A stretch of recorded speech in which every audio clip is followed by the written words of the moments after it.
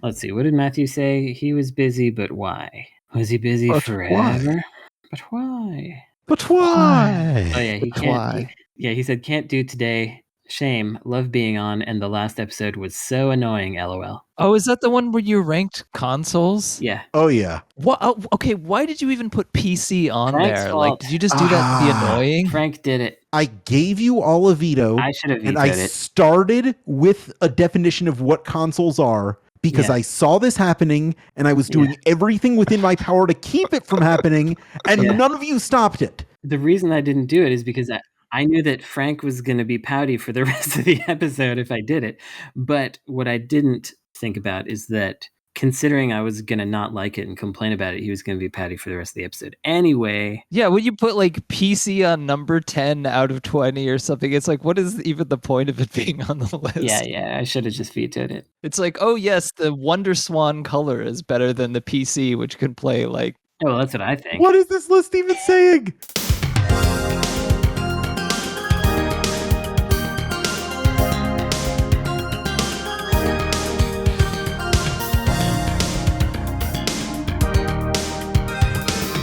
Still unpurchased by Bobby Kotick, this is episode 220 of Insert Credit, a relentlessly paced hepta-daily program where a panel of video game experts must answer any question I ask within 6 minutes or experience the reproach of a horrible buzzer.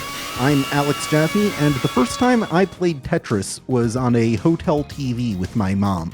I'm Brandon Sheffield, and when did I first play Tetris? This is a very good question to which I'm not sure I think it was at my friend's house who had chronic asthma, and so he often had to be on one of those ventilator inhaler thingies, like the one that straps over your mouth.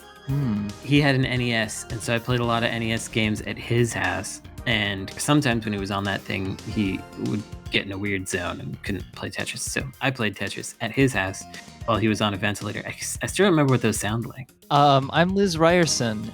Sorry, did you want to introduce me? No, go for it.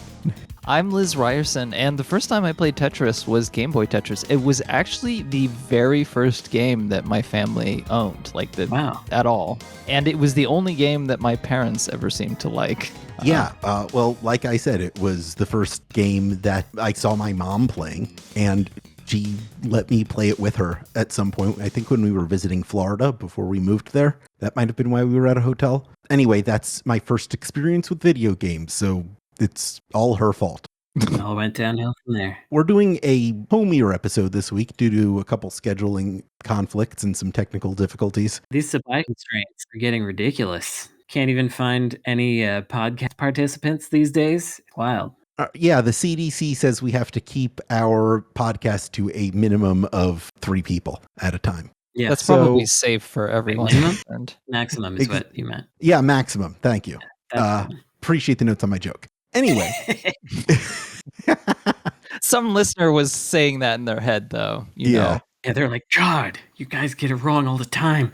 All right. So I've thrown away my usual list of questions, and what I've done instead is loaded 2 websites. I have Logopedia and Moby Games, both open. Cool. I'm going to randomly generate an article from each one, and you must design a game for the organization in the first result in the theme of the second result. Well, I'm already confused. For example, I could ask you to design a one-screen arcade game for the government of Sydney, Australia. Okay. Like the local city government? Yes, exactly. Okay. All right. Your first task, design a side-scrolling shooter for the WWE. Well, obviously they would take inspiration from Cho Aniki. How so? Just big silly bros rotating around, shooting out of their heads. Oh, yeah. Yeah, I think that's right. You got big muscle dudes, and I think they would do like their iconic poses to do special attacks. I don't know if they all have iconic poses. Who's in the WWE these days? Now, Roman Reigns is one of the big guys. But I guess like the Undertaker was there and Hulk Hogan was there. Yeah, you don't have to do the current roster. Wait, the main character could be that one lady who everybody likes. Is that one lady that everybody likes? Becky Lynch? No, I don't know. Maybe the Asuka. Asuka. She's pretty fun. So she can be kind of the main character. Mm-hmm. I guess people like Sasha Banks also. And then all the muscle dudes, she shoots them with the beams coming out of the top of her head, like in Choaniki. Mm-hmm. And man, maybe that's it. I think Liz got it. And they say their catchphrases, or if they have them, as like part of their special attacks, because then it could have like a really distorted recording of their voice saying like, "I'm gonna smash you." I don't follow the WWE, so I think the main point of this game will be to really, really upset wrestling fans because they're very they love wrestling games. They'll play anyone even if they're bad, and the good ones they'll just play forever. Like there are people still playing some of those N64 wrestling games because they're better. They say than the new ones because they have the guys they like in them. It's got the guys they like. No, I think it's also mechanically. What I've perceived with these wrestling games, professional wrestling games, is people like simple but contextual moves, or rather simple inputs, but they have a wide context. So like your throw button will do different things depending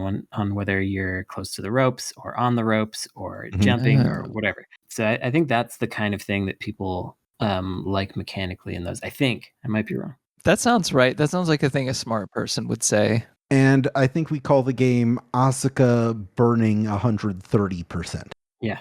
Yeah, it has to be over 100%. Otherwise, what are you doing? Yeah. Specifically. All right. Design a top-down puzzle game for Six Flags. Six Flags. It's the match 6. it's a match 6 where you have to match 6 flags. Well, I was thinking because it's top down, I was thinking like a Sokoban game, but maybe it may be a match 6/Sokoban game. Just like Wetrix or that weird Virtual Boy Tetris. Do those count as top down? I'd count it. I think Wetrix is top down or like isometric at least. Because it would actually be kind of fun to do like a roller coaster tycoon hybrid where you're randomly given parts for different amusements and you have to chain them all together, and then at the end you like ride through it, but you might get thrown off the rails or whatever because you didn't have enough roller coaster parts. Yeah, maybe you have like people queued up and you have to like engineer it correctly, and then you let them in at the end, and then if they like I mean obviously if you're designing for Six Flags you wouldn't see them getting dismembered and like all that kind of stuff, but if you were just making like an indie game, part of the fun could be seeing them horribly die. I'm actually starting to get into this idea where like you've got a queue of people, almost lemmings like. Right. They're going to feed in to the entrance. And you have to like start building amusements as they arrive, and as they're paying, you get more money and more amusement chunks come down, and you have to place stuff in time for them because they keep paying money as they're in there. The longer they're in there, they pay money. So you got to keep them going. Because you're charging them like $10 for a bottle of water. Right. Yeah. Right. But if you mess up, then they all just die horribly, and that's part of the danger of it. Part of the fun. That sounds actually pretty fun.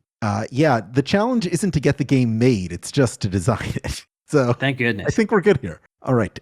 Design a tower defense game for the Portugal Board of Tourism. Tower defense for Portugal. Okay, so I worked with a Portuguese guy for a while. Here we go. And he was very defensive of the country's wine. I think what we would do is, and also the town that he came from had like a castle that was never defeated in battle because really. So this is actually perfect. Yeah, so it had like a cliff facing the water, and people couldn't defeat it.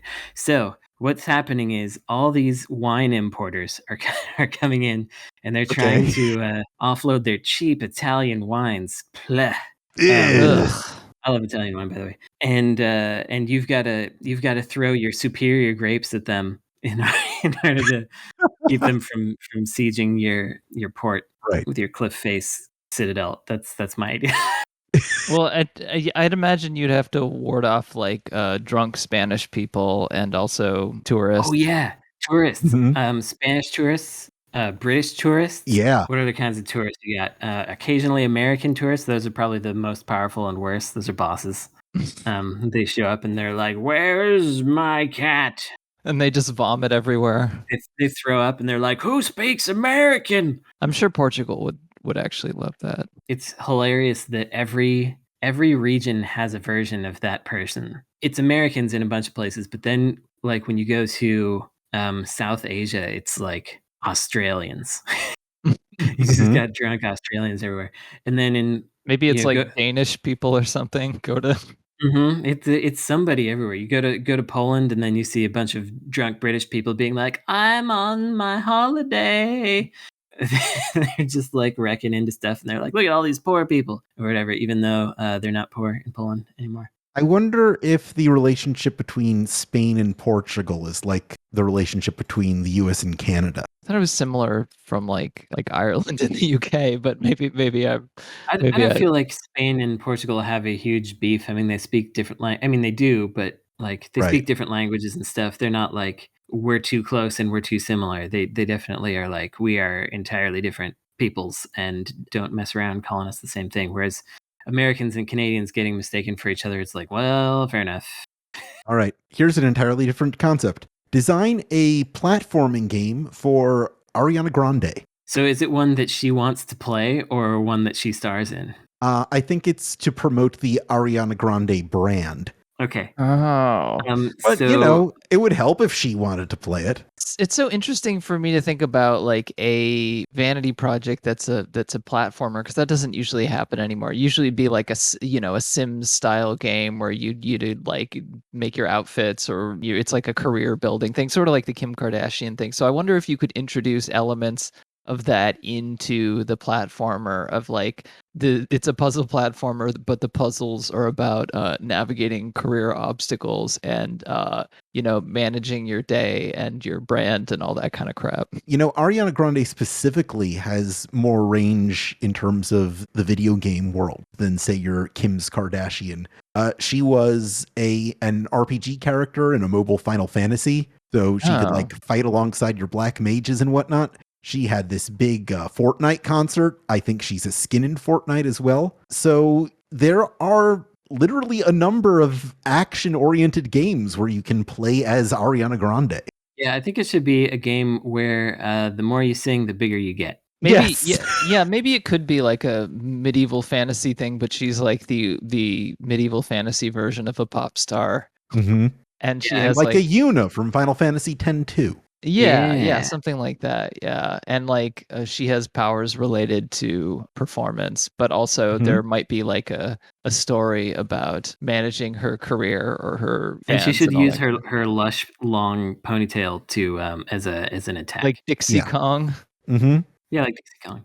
Exactly like Dixie Kong. Did any of you play the Jennifer Lopez platform game that came out last year in September? No, tell me about it. There's okay. Yeah, so it's like I really actually miss the days of Advergaming when people would actually do this kind of thing. But she had a new line of shoes with DSW, and they just made a platform game starring Jennifer Lopez running around, and she says things like "I'm still Jenny from the block" or whatever. It's really stupid and cute, and you're just picking up shoes, jumping around, picking up shoes, and you try to get a high score. Are they platformer shoes? Some of them are platforms. Let me see. Yeah. They have heels. I wouldn't say they're platform, but there's a big picture of a platform shoe in the background of the first stage, which I think is supposed to be Brooklyn. You know what? I have no complaints. Perfect game. They did the job. Yep. So yeah, okay. I think it could be something like that, except with like a supernatural, like fantasy element of that. Since there has been a version of that already with Ariana Grande, and like it could be like a vaguely fictionalized version in like a fantasy world who has some kind of supernatural powers or something. The second player in co-op is Ariana Pequeña. And she also has the power to change her race. Okay, sorry, I won't make that. Ooh. Right. Oh boy. Okay, now we have to go on. Design an 8-bit role-playing game for Monday Night Football. Oh man, that would rule. It's too bad Tim's not here for this. I think he's already designed. Perfect. He's actually already designed this. The easy answer for me is the game that Tim has already designed in his mind around this. Like sort of like a career mode in like a Madden game or something, except more, more over the top, more something like Barkley's Shut Up and Jam Gaiden or something like that, where you have, you have like a specific team, and your team is is like kind of like the outsiders, like you're the bad joke news of bears, whatever. Yeah, you're the Lions, you're the Browns, You're the my Mighty favorite Ducks team. of football. You're the team that everyone sort of like laughs at, and you're trying to like manage your career and sort of, and you can play, and sort of like in Golf Story or something like that, like the combat could be like simulated plays in like a football game, and with like a commentator like talking over it and being like, commenting on what you're doing. But it could be like, because plays in football are kind of turn-based, you could have that like where you could simulate like part of a game, and that could be basically like the combat. There's a game that I think I've mentioned on the show before for the Super Nintendo, or Super Famicom, really. It never came out here, called Dear Boys. It's kind of like a sim game for cute basketball boys. And you like send them to class and whatever kind of stuff, but then they have to play basketball. And when you play basketball, you have like sets of moves that you choose from, and which character is going to do it. So like this guy's going to run downfield, and this guy's going to, or up court, I should say, and this guy's going to do a layup, and this guy's going to try to slam it in. And so you kind of stack these up, and it works surprisingly well. And for me, as a person who just never wound up figuring out how to get engaged with sports, I was really into it that way. And ever since then, I was like, I'd probably understand the rules of football if you broke it down to me like a JRPG. And so I think that would be pretty neat. I would like to play it. Let's do it. Yeah, I was a fan of Golf Story a lot, so something similar for football could be a lot of fun. I also just thought of, there's a Sega CD game where you like, sponsored by like Scottie Pippen or something. It's like an FMV game. Slam There's City. like, yeah, Slam City. But it's like you could have like romance options too, and things like that, of like people on the side who are like, there's like, Isn't there romance in Slam City? I don't know. Maybe the people I was watching play it were just making a lot of homoerotic jokes, but I felt like there could be like a just a vague like life sim, dating sim element like on the side or something. You know? Yeah, I'd be into it. Which popular basketball players throughout time do you want to date? That transitions perfectly into my next concept here. Design a dating simulation for Now That's What I Call Music. Yeah, okay. Well, I assume you'd get a lot of licensed music that you could use for it. So yeah, Sure. but it all has to be like pretty bad. Yeah. So you got like Post Malone, and you can. I know some people who would get pissed off at you at that, but that's. Yeah, well, that's too bad for I them. don't really care. But. Brandon is strictly pre-Malone. I feel like Post Malone would be on Now That's What I Call Music, for better or worse. You know what? I will actually look up who's on the latest now while you continue. Oh, yeah. It would also not surprise me if Now That's What I Call Music is actually just all stuff from the 90s still. 90s, early 2000s. And it's now it's just 45-year-olds buying it. That was what I called music. That was what I called then. Wow, some of these are pretty old for like. What do we got? Oh wait, no. Was this the last one that they did? Okay, this is 2011. Maybe well, no maybe they didn't do one after that. Wait, what's the 108 is the newest one. Now That's What I Call Music 108 is all Boris and Number Girl, right? Yeah, that's right. Yeah, that's exactly it. No, it's Olivia Rodrigo, Miley Cyrus, Dua Lipa, The Weeknd, Billie Eilish. It's just mainstream pop music. Yeah. Okay, and what are we designing for them? Dating sim. A dating sim. Isn't that literally just the tabloids, like matching up Dua Lipa and Post Malone? Yeah, I think something. There could be little vignettes, and there are different characters who are kind of have scenarios that are like kind of described in the song. Like you could have a teenager like who's trying to get their driver's license, and there's like an element around that where it's like your heart's been broken. I'm just thinking of that driver's license song, or it could be like little vignettes that are designed around that based on the songs.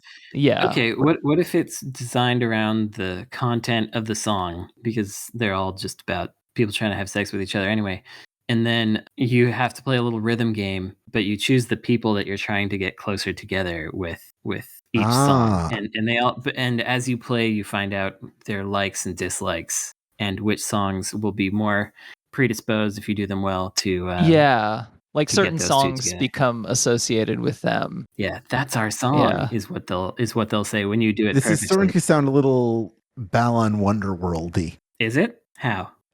As much as I will admit, I've only seen the cutscenes from that game and none of the actual gameplay. It's like a Dreamcast platformer, is what Got it. that game is. That game is very off-putting looking to me. Yeah, I appreciate that. Design an FMV game for the UK National Lottery. Boy, me bum's a governor. There's a company called that I've been kind of vaguely obsessed with called Wales Interactive, and they publish like almost exclusively FMV games. They made this game called Soul Axiom, which is like, it's not really a good game. I wouldn't recommend it per se, but I'm like fascinated by that game. But they publish like a lot of these like kind of weird, like I think it's government funded like FMV games. A lot of them are like mysteries. One of them was like that like gamer girl one that people were talking about, like it was a woman being harassed by I don't know, I don't remember it. Like people on Twitter got mad at it like, you know, last year or 2 years ago. It's hard for me to even remember. Oh, the game about the Twitch streamer. Yeah. Yeah, I remember. Oh, that's right. Yeah. So I'd imagine it'd probably be like a touristy thing or something about like... I think you've given me a direction here, which is you got like a Cockney governess, you got a chimney sweep, etc. All the usual British characters. Sure. And they win the national lottery, and you have to guide them through spending their money in a financially responsible manner. And so they don't end up in personal ruin. So they don't end up in personal ruin. Do they get robbed by some chavs? Well, you'll have to guide them into the right direction. Don't let it fall out the back of a lorry. Well, yes. What I was thinking is it could be like you're like doing research on the like history of the city, and you're trying to solve some old like murder mystery, and through it you discover the magic of the, you know, whatever of the national lottery. Of the national. Oh right, I forgot there's a lottery element. Yeah, it's specifically the national lottery. It's that's why I was talking about them spending. Well, through it you discover why gambling is good but also bad. Gambling is great, and you should do it. Does it fund children's education in the UK? Maybe you go see some schools and like, oh, the kids are all benefiting from all the money you spend on gambling. Yeah, they're all calling you Gevna, and you feel they're like, they're like, I used to want some more porridge, but today we have a whole school, and now I can eat a single slice of bread. Yeah, and then you win. That's the game. All right, our next one right here. Okay. Design a VR racing game for the Rocky franchise. Okay, you're the this makes more sense with Punch Out, which is still Rocky, but your trainer is like a little guy in that. Okay, yeah, you're a little guy. Isn't the trainer man? Isn't he tiny in that sequence where you like Doc Lewis? Yeah, isn't he small when you have to like do all your training? I guess. I was just thinking about him being able to ride various Rockies, and that's the vehicle. You're on Rocky 1, Rocky 2. It's like a Master Blaster situation. It's like Mario Kart Double Dash, but you're Burgess Meredith in that first movie. You're a bum rock. Yeah, that's right. And you have to like shout pejoratives in the ear of the race car driver to make him go faster. Well, no, he's just running. He's just running. He's running up and down the stairs. Yeah, I think the race could be like the training sections of something like Punch Out, like, or, you know, like the training montage where your trainer's on a bike and like you're running, but then there's like some side plot where you're being chased by a gang who like kidnapped your sister or whatever, and they're like, see if you can get away with this one, Rocky. You're washed or whatever, and then you're like, no, I'm not. I'm gonna beat you up, and then you have to train because you have low self-esteem, and you have to beat them in like a drag race or something like that. And you also have to at some point you race against Dolph Lundgren, you race against Mr. T, and then instead of a horn honking button, you have an Adrian button. Adrian! Right. It's like Mario in Luigi's Mansion. Mm-hmm. Exactly. That's it. I mean, we did it. We got a lot of good games coming out here. Yeah, these all sound like some winners. Of them are great. Some real winners. I'd play that Ariana Grande game. Design a bullet hell for the Tasmanian Devil. I mean, pretty good. Yeah. So a bullet hell for the Tasmanian Devil. He can like spin through anything, but he does sometimes get dizzy. And True. if he hits a certain kind of solid object, he'll go bonk. Yeah. And if he hits something when he's not spinning, then that causes trouble. So your only button, I mean, you can move and you can spin, and those are the things you can do. And you can spin the bullets away from yourself to hit opposing ships, but you have to manage when you're spinning. So sometimes you just have to dodge. You have a spin meter that declines, and when it's empty, or like when it gets fully empty, you get dizzy and you approach you can't move as well. So you have to manage it carefully when you're spinning and not spinning. When you're not spinning, you're just avoiding, and when you're spinning, you can run into all the bullets and slam them back into enemies. I kind of like this idea. So I was thinking of something a little different, of that, like, you would be moving around normally, and then like when you start spinning, like it's like a normal kind of exploration game or whatever, or it's like a normal stage, and then when you start spinning, it becomes a bullet hell, and like your movement becomes more and more like unstable or something. So maybe there's only a limited amount of time where you can enter that mode. Yeah, that's an interesting idea. But there's only a limited amount of time where you can be in the exploration mode either, because you have like a rage meter or whatever, like that makes you have to spin at some. I don't know. Some Sonic the Werehog stuff going on. Yeah. Well, we got two. If I know one thing about video games, it's that when you touch fuzzy, you get dizzy. That's right. If I know two things about video games, it's that Poochie ain't stupid. So here's our next one. Design a party game for Wal-Mart. I mean, Walmart could actually cash in on the idea that people in the middle of nowhere who don't have any other social thing to do in their the places they grow up, such as where I grew up, will go to Walmart at like 2 a.m. and run around in the aisles and like mess with the shopping carts. They could. Yeah, I was thinking it could be like supermarket sweeps, where you're trying to get all the stuff as quickly as possible off the shelves, the right things. You got to get all the right stuff. They did just reveal their like idea for the metaverse and how you could virtually shop and have a terrible, an even worse experience. Oh yeah, I saw that. Probably not that. That's not much of a party. Yeah, I mean, I don't want to make. There's that like Humans of Walmart account or whatever. I don't want to make fun of people, but there's a lot of folks that go to the Walmart. I think it could be like a Harold and Kumar go to White Castle thing, where it's like teens who are bored and then they have some kind of magical journey at this Walmart. Yeah, it's called Teens Who Are Bored Go to Walmart. I was thinking it was Kumar's Mystical Journey. Yeah. Oh yeah, that's a callback from this show, is it not? Yeah. It might be. Okay. Was it Matthew Kumar's Mystical Journey? I thought you were talking about Matthew Kumar's Mystical Journey. I was talking about Goemon's Mystical Journey. Oh man, I thought. Anyway, I think that's as good as we're gonna get on this one. Yeah. We'll be right back after we take a quick break and recharge our creative muscles.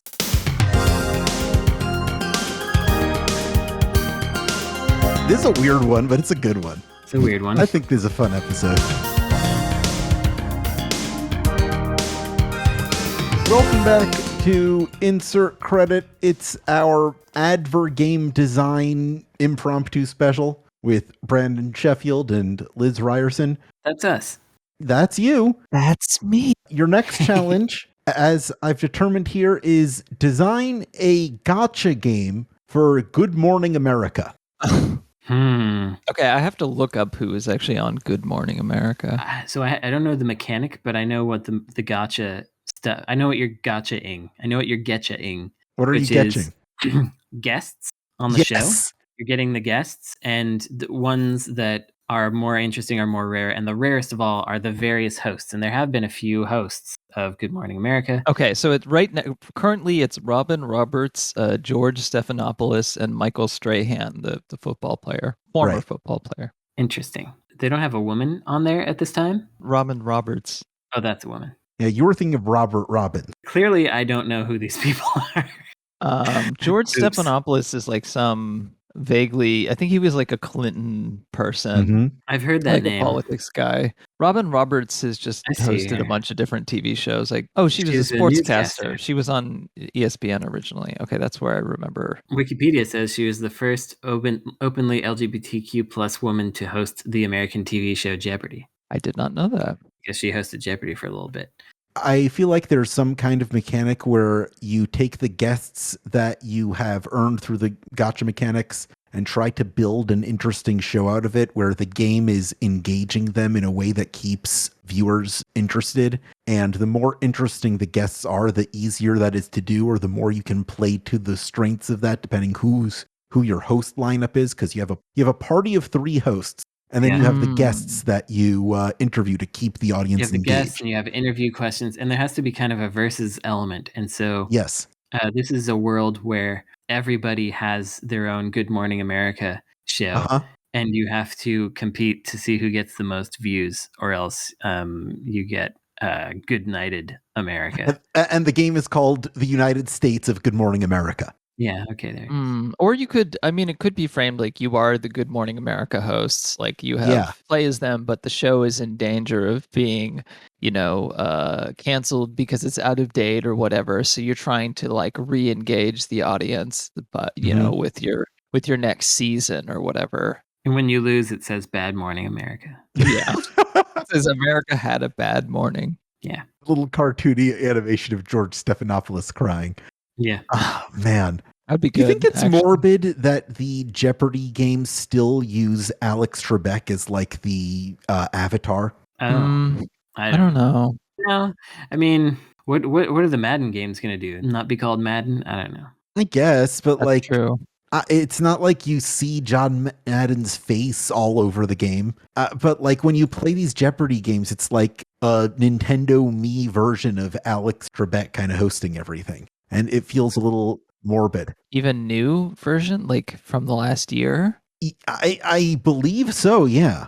I don't know. I played a tactics game made in China with Marie Antoinette in it. Felt okay. Yeah, but Marie Antoinette died hundreds of years ago. Yeah, I can see There's how a that would be significant weird. difference. The problem is if they had like a more permanent host to the show, then they would probably just there's make not them the host. Yeah, there's not really an Alex Yeah. Trebek replacement. I feel like it's okay as long as they're not bastardizing him or like faking his voice or right. No, it's just text. It's just text boxes. Yeah, it's they probably they already had the license to use his likeness. I heard a sound. Yeah, I just heard somebody punching me. Oh yeah. Hello. Oh, hey, I can. Yeah, we can. Oh, hey Tim, welcome. Hello and welcome back to my show. Tim Rogers, everybody. Oh my God. I was having trouble getting into the call. Everyone on the show, just letting you know, I've been listening this whole time, and I haven't liked any of what I've heard. I'm just kidding. How would you like to join us for this silly concept of an episode we're doing right now? Oh, the Advergame. I heard you talking about Alex Trebek. Cartoon Alex Trebek, Chibi Trebek. Where there's like a little text balloon saying, hey, if you buy some gems, you could get free entries into this tournament. Yeah, the thing is they probably just have permission to use his likeness, and they couldn't get permission to use 10 different hosts' likenesses or whatever. There's nobody else who's iconically, RogerEbert.com has Roger Ebert's name at the top of RogerEbert.com. So I figure if it's good enough for RogerEbert.com, I think they can keep using. There's nobody named Roger Ebert working for RogerEbert.com now. It's like 12 dudes and 5 or 6 ladies. There's just a bunch of people none of them are named Roger or Ebert. It would be funny if one of them legally changed their name. There had to be a Roger Ebert. I'd do it. I actually think all those critics on RogerEbert.com are kind of cool. So I follow a bunch of them on Twitter. Shout out to all of those. Here is our next concept. Design a fighting game for BBC Arts and Culture. Oh, BB Carts and Culture. Yeah. So it's about baby carts? Yeah. Yeah. Baby carts. And they fight. We did already have one about like the UK lottery board or whatever. Mm-hmm. Yeah, so it's all the people from the UK lottery board game fighting. You got your chimney sweep, you got your cockney nanny, you got a school marm. You got John Cleese doing the silly walk as like his movement cycle. What was the kind of game again? I'm sorry. A fighting game for BBC Arts and Culture. The TV channel, BBC Arts and Culture. It is a TV channel, right? Correct. Yeah. Because I just went to their website and it looks like Star Trek is on BBC Arts channel. They run Star Trek reruns. Okay. So That's basically so. In other words, it's arts and culture, kind of the same way the History Channel and the Learning Channel are about history and learning. I guess I was gonna say it should probably be famous like statues Artists. and art. Yeah, it'd be like famous, like UK famous artists. So they might have like David Bowie or Kate Bush or somebody like that in there, who's like kind of like a national symbol in the UK, or They'd be a tag team. Under the Inside Cinema tab on bbc.co.uk/arts, there is in fact number 2 in the Inside Cinema BBC iPlayer playlist is David Bowie. Yeah, how the Starman himself looked to the silver screen to inspire his greatest creations. I wonder how long this video is. Like 1 minute, 20 seconds? Let's find out. 7 minutes. Okay, I was close. Whatever. Yeah. Good enough, as long as it's under 10. Yeah, I think it would just be like famous British celebrities who are kind of like considered national symbols in the UK, basically fighting each other. Mm-hmm. Yeah. And Morrissey's the weakest character. Yeah. Morrissey's He's Dan. Dan Hibiki. Is that it? Yeah. And maybe at the beginning of every match you see there's some sort of referee. I've been watching the HBO miniseries Landscapers recently, starring David Thewlis and Olivia Colman. I had previously once in my life called David Thewlis the most English man possible, and I'd also called Olivia Colman the most English woman possible. So the fact that they're in this show together, which is an excellent show, by the way. I mean, so far I'm halfway through it. Is kind of a remarkable coincidence. So I would say David Thewlis is the referee, and he's like an interviewer at the beginning of every fight. There's some sort of a Guilty Gear slant where it's like he's interviewing these two celebrities, and he says something like, "All right, mates, let's have a laugh," or whatever. They have to, yeah, that sounds good. They have to have some reference to EastEnders, because I know it's like their Days of Our Life. I don't know if anybody actually talks about that show anymore. EastEnders is lowbrow. It's not highbrow or middlebrow British culture. The way David Bowie is. Not like Coronation Street. Wait, maybe they'd be making fun of it or whatever. Oh yeah. Like oik of this ain't EastEnders. Olivia Colman was in The Favorite. I just saw that movie. I did not. Excellent film. She loves being in movies. She's in a lot of stuff these days. If I were her, and I were so good at what I do, I would be in a lot of stuff as well. Yeah, I mean, I don't fault her for it. She's good at stuff. And Liz Ryerson, if you liked The Favorite, you should watch the Hulu series The Great, which is written by Tony McNamara, also the writer of The Favorite. It's about Catherine the Great, and it's about Russia. So, like The Favorite, is very fancy. However, it does not have that Yorgos Lanthimos dreariness to it, which I like that dreariness. It's a bit of a sort of an exercise in tone, as in how much tone can we get away with at which time, and then a whole bunch of tones at the same time. It's neat. That's what a lot of rock music is like. It's just a lot of tones. Morrissey would know more about that. The more I see about Morrissey, the more I think. I like him. I love his politics. God darn Guy Morrissey set back vegetarians. He really did so many times in his life. He did us a disservice. It's like, sure. I don't want to eat meat because it's gross. Though I don't need a guy out there acting like I don't know. Let's not get into this. Who cares? There's somebody in the world who's like, don't like his music, love his politics. Yeah. There's probably some. Is there somebody out there like that? Unfortunately, there's gotta be. Is there somebody out there who hates? I don't know. Never mind. Who cares? Let's do our next game. What was I going to say? I don't know. Yeah, keep going. Design an isometric adventure game for Rolex. Oh, well, that would be fun. Yeah. Well, basically, it's by Sega. Okay. And you bring back the old Clockwork Knight. There we go. That's basically it. Sega and Rolex Sega presents Rolex's Clockwork Knight, made by Climax, and it's like Landstalker starring Clockwork Knight in Rolex world. Would it have some heavy-handed plot about you're fighting like the new technology that threatens to destroy and then you find out that mechanical technology is superior or something? The villain's name should be The Complication. That's what I would call it, because it's a good watchword. I think that it would take place inside of watches, so you're jumping on gears and across things, but you also collect watches inside of the watch. It's all tick-tock clock from Mario 64. Yeah. It's a good Mario level, dude. That is one of the best, yeah. You go through the various watches that Rolex has, and you learn about their amazing parts that they have that are really useful and legitimate. No. Okay, never mind. Rolex wouldn't want it to be some sort of educational thing. Rolex's branding is so good. They're one of the immortal brands. They wouldn't try to make it some edutainment thing. Like Rolex is out there sponsoring National Geographic Channel documentaries about bats in Mexico or whatever. They're out there. That's all they do is they just put their name on stuff like that. Oh, I didn't actually mean edutainment, though. I meant like they want to showcase their excellent product. They just want you to know that they use better stuff, is what I mean. Like it's not just better stuff. I mean, Rolex is Rolex. You know, Rolex used to be a working class watch. I do. You know, like Rolex just used to be a good watch, and now it's become this cartoonish metaphor for itself.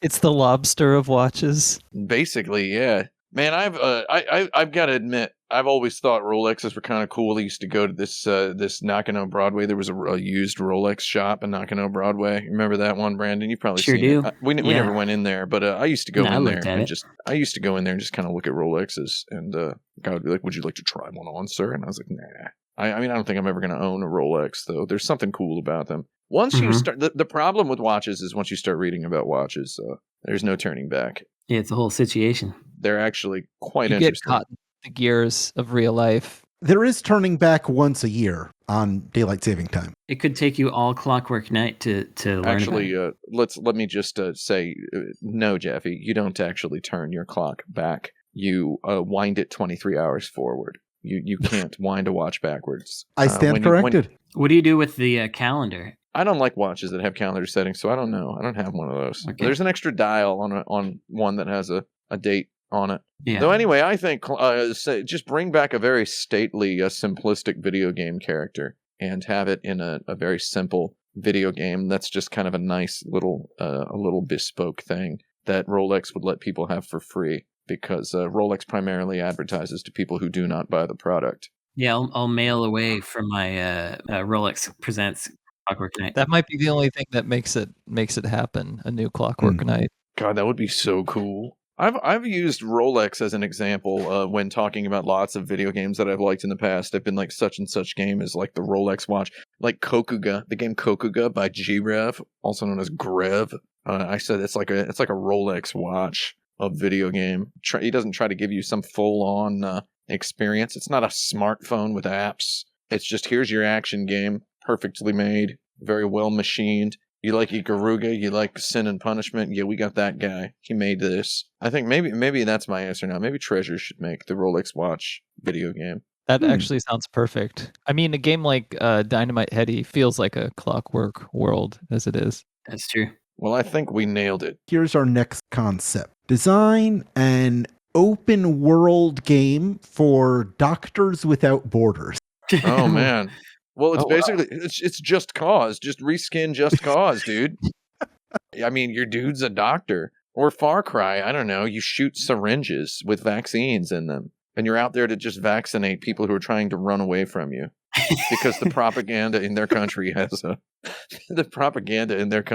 convinced them that they shouldn't get vaccines. So you've got like this vaccine gun, and you're just out there shooting it.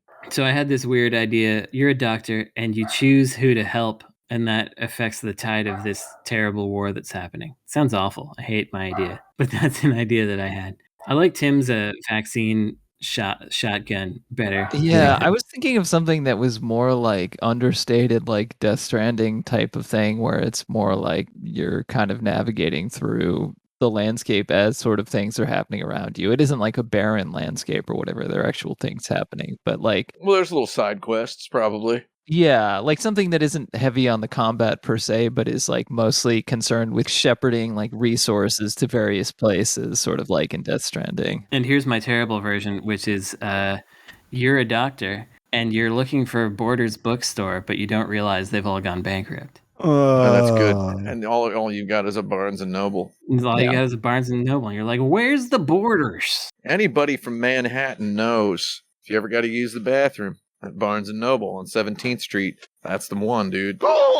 That's the only place. That's the one where you can throw up like Mario into the toilet. Yeah, just rush up the escalator. The bathroom in my area of New York is in the Whole Foods.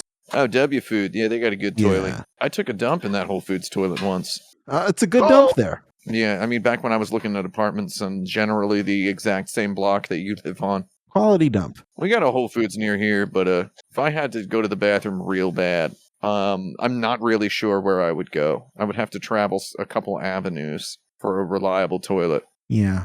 I think it's important to be able to identify the closest usable toilet to your apartment that isn't in your apartment in case of emergencies. I don't know. I know that there's because I walk to the park a lot and there are actually functioning toilets in the park. Yeah. But oh yeah, there's those there. That's my recommendation for this week. Identify the closest public bathroom to you in case of emergency. In my parents' house in Indianapolis, Indiana, every time it rains, you can't use the toilet.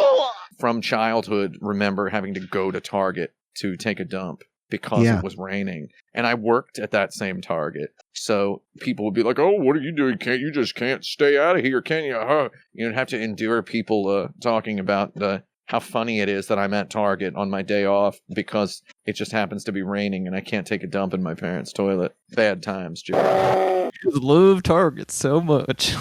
The end. Thank you. All right, here's our next one. Design a first-person shooter for Deer Park Spring Water. Okay, that's a bottled water. Yeah. It's a firefighting game where people are on fire with the flames of thirst, and you have this giant backpack with the logo, and the backpack is shaped exactly like a bottle of water. Oh, I like this. You have like a Ghostbusters gun that you're blasting people with it, and you've got to find vending machines to refill it. Although that's not first person, though, now that I think about it. I was thinking of like a survival management type game where you have to manage your water consumption or whatever. But that sounds kind of boring. Like all the local water has been irradiated, so you can only use spring water that's been bottled. Yeah, exactly. Something like that.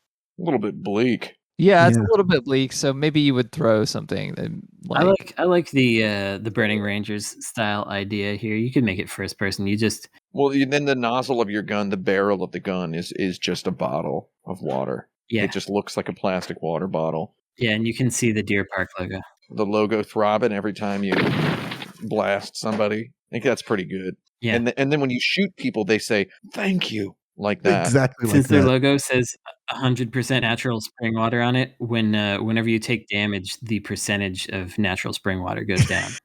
Every person who says thank you has to say it in a British accent. Thank you. Thank you. Thank you.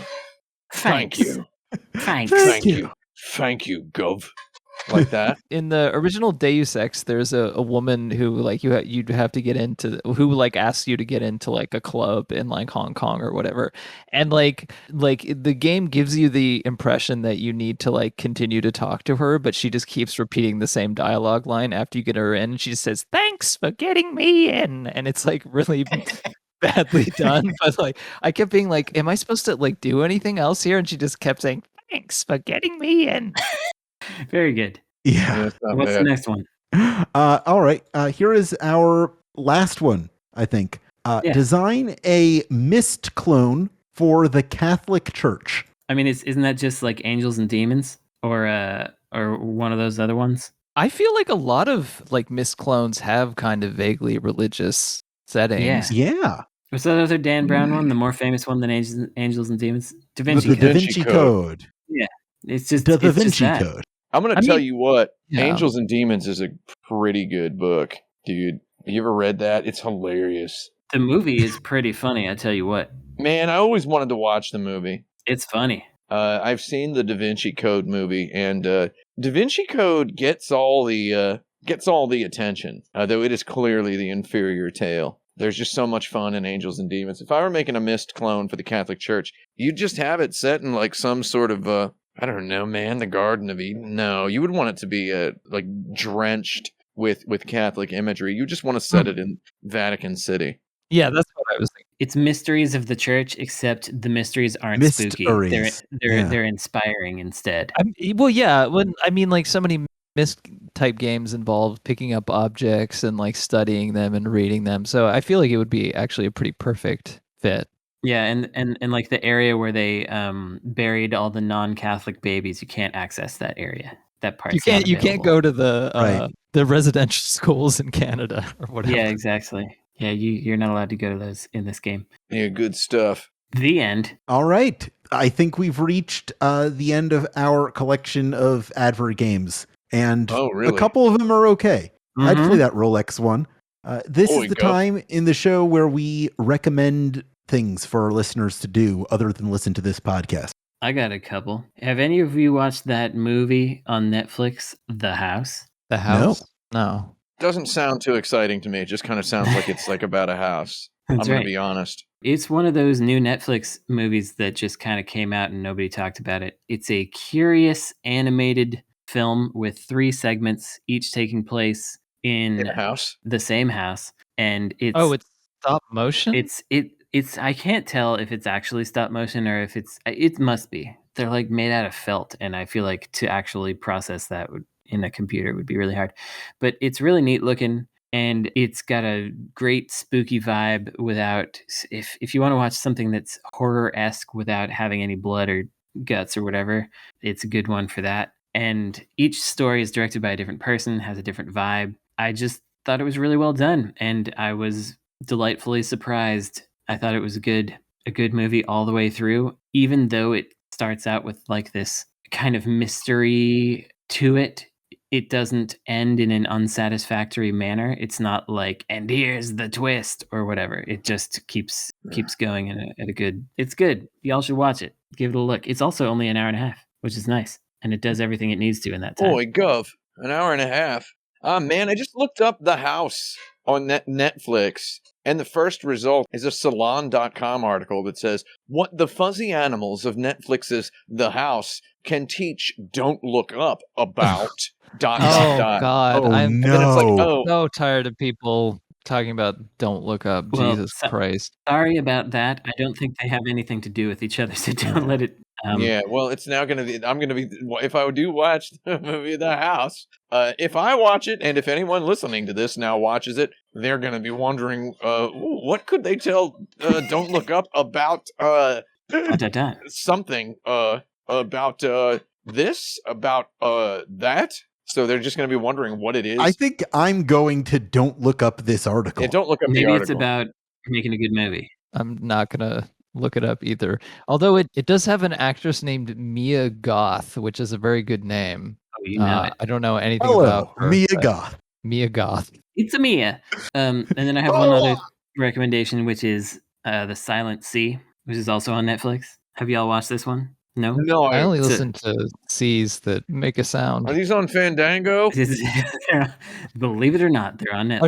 Are these on Tubi? Are these on Tubi? Tebby? Is this movie about the word scissors? This is actually, believe it or not, a show. It is not a movie. And I don't know if I've ever recommended a television show before on here. A program? It's a program made in Korea. About, I've actually seen this one on Netflix. I haven't watched it. People go to the moon. It's on my list. And then they're trying to find, there's a mystery that's there. And it's just well done. A lot of people think that it is by the people that made Squid Game. It's not. It does have some of the actors that were in Squid Game. You mean that there's more than one director in it? It turns out there's a few. There's a couple. I thought all anime was made by the people who made Akira. No, it's all made by the people that made Totoro. Actually, do you remember in like the 90s when just everybody thought every anime was made by the people who made Akira? Oh, you mean Japanimation? First time I heard about Akira Toriyama, the creator of Dragon Ball, it was a kid in my 10th grade class saying that he made Akira. Yeah, he named it after himself. Kurosawa is the same person too. Yeah, sure. Enough time has passed now for me to say once again, it was very strange to mention Haruki Murakami in the 90s and then have somebody go, I like Ryu Murakami better. And it's like, oh, okay. Are they the same guy? I don't get it. Speaking of Haruki Murakami, have any of you guys seen the film Burning? Did you see that movie? No, I was gonna. I started watching it and I didn't finish it, but I'm intending to finish it at some point. Well, it's pretty. Anyway, the reason I bring that up is Haruki Murakami, who for many, many, many years refused to let anyone adapt a film based on any of his work, thinking his work was untouchable by the grubby mitts of filmmakers.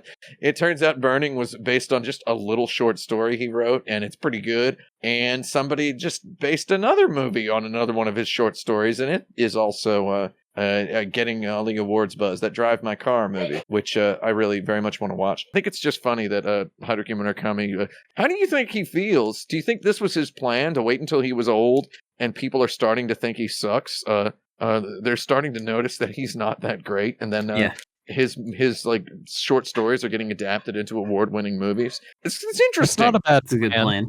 A little interesting twist to his career there. I just wanted to finish up the Silent Sea thing because I go think, for it. I think particularly, Tim, you would find it interesting because... Oh, I know. I'm aware of who the people who made it are. I'm ready to watch it. But the thing that I really liked about it is how it is, except perhaps in the last episode, it's an interesting exercise in how slow-paced you can make something while really retaining interest. Because I think that it does a great job of being intentionally slow and building the tension of that slowness in a way that is engaging and non-frustrating. And I haven't really. It reminds me of like a sludge metal song.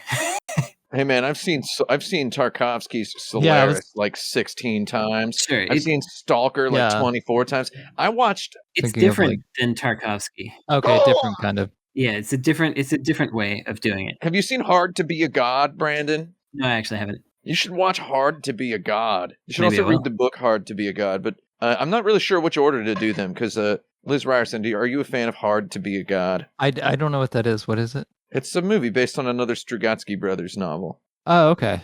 Like Stalker is based on a Strugatsky Brothers novel. So is Hard to Be a God. Okay. Look it up. It's the grossest possible movie. Okay. Though it's also about, what do you call it? It's about a medieval society, but it turns out that it's actually an alien planet. Oh yeah. I wanted to watch this and then I just forgot to.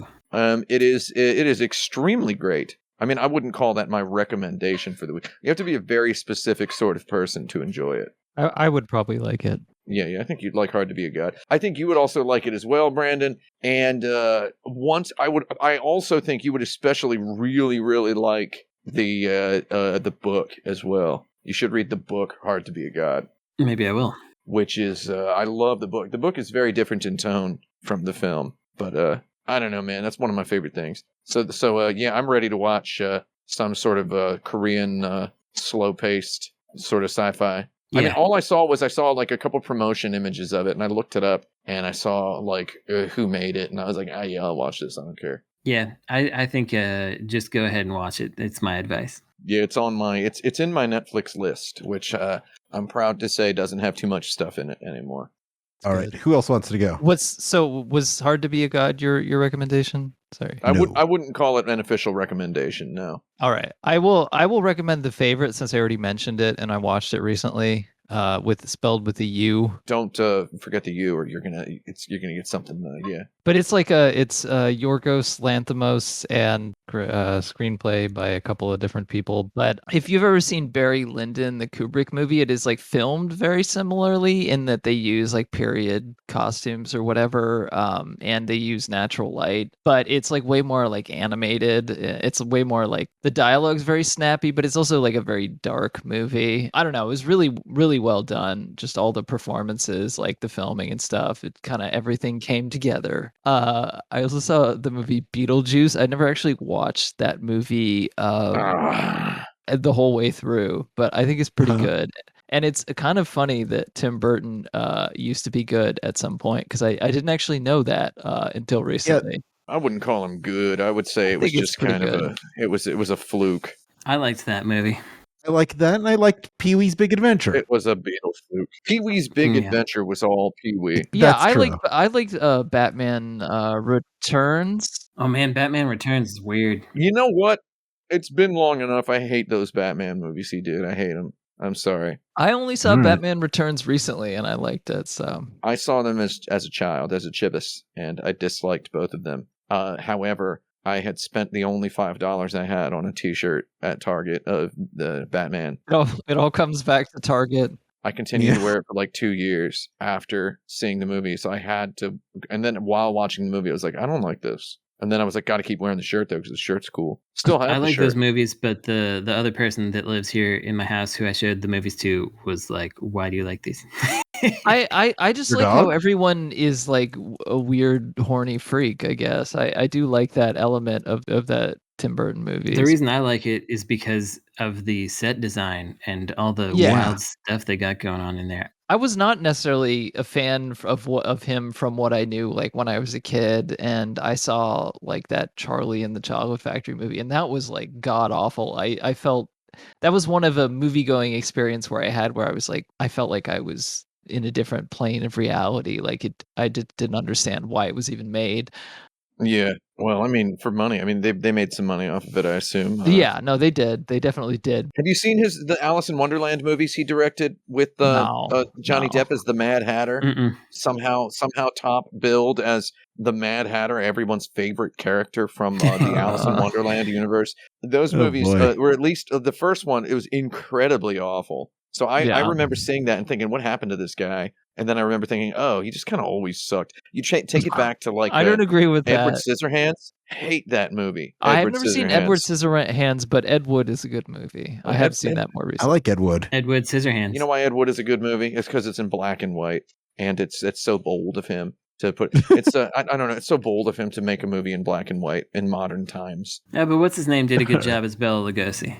Oh yeah, Bella L. Martin Landau. Martin Landau, yeah. So okay, you can't say Tim Burton is a good director because of Pee-wee's Big Adventure, because that's all Pee-wee. That's all Pee-wee. I wouldn't say he is a okay. good director now, but at one point I think he had stuff going on. He would have been nothing without Pee-wee for Pee-wee's Big Adventure, so you can't count that. Beetlejuice is okay. Batman, he's got Jack and he's got Prince. He's got Michael Keaton. You want to get nuts? Come on, let's get nuts.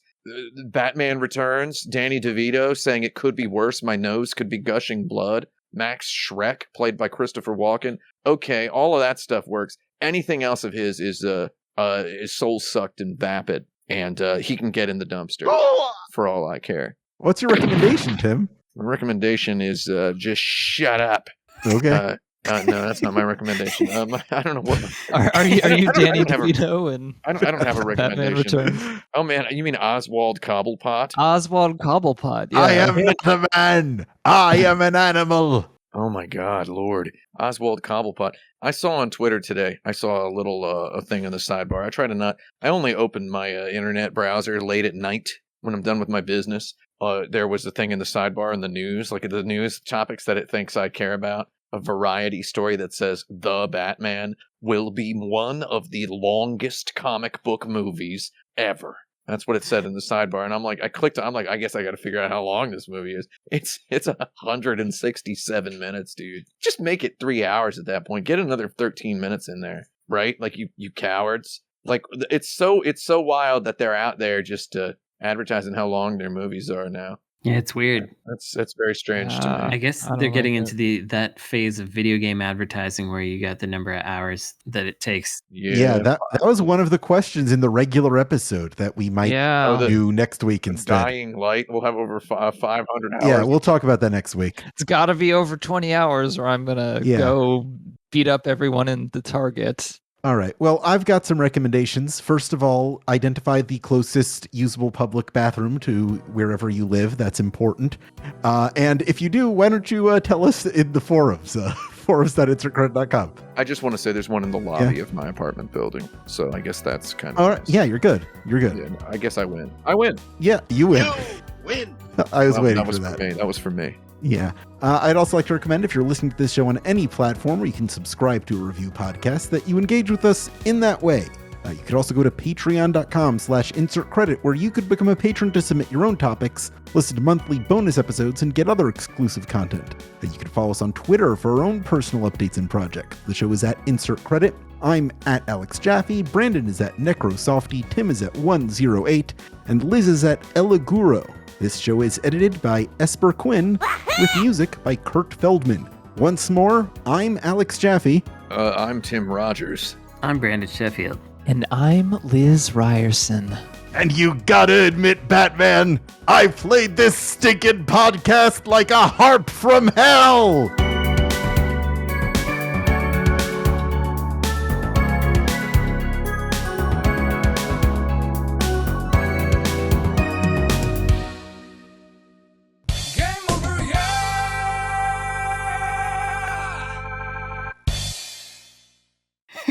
That's a line from Batman with original music from Kurt Feldman. Yeah.